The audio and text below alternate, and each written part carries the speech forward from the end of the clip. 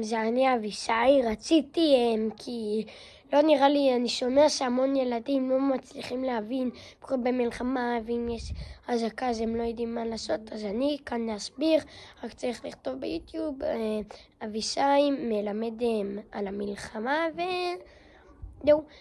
אז יאללה, בואו נתחיל. מי שפחד, פוחד, באזעקות, או בסוף יכול לבקש מאבא ואבא חיבוק, או כל משהו שעוזר לו, כי אני לא יודע מה עוזר לכל אחד. והמתקפה האיראנית, אני גם ילמד קצת, תחשבו איזה מבצע גדול.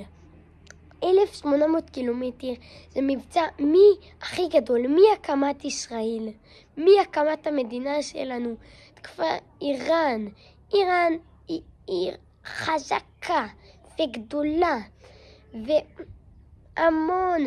יש לה המון טילים, אבל אנחנו בינתיים מפוצצים אותה המון, והצלחנו להרוג להם את כל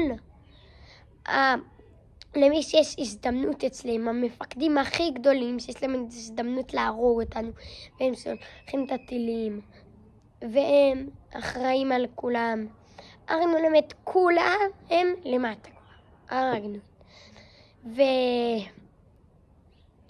וגם אנחנו בזמן מלחמה, הם גם יורים עלינו. אם יש בממ"ד, יש אזעקה, אז כמו שאמרתי, אפשר לבקש חיבוק ולרדת או למקלט או ללכת לממ"ד, יש. או אם אין ממ"ד, ידיים על הראש, או ללכת מתחת למדרגות, איפשהו מקום מוגן.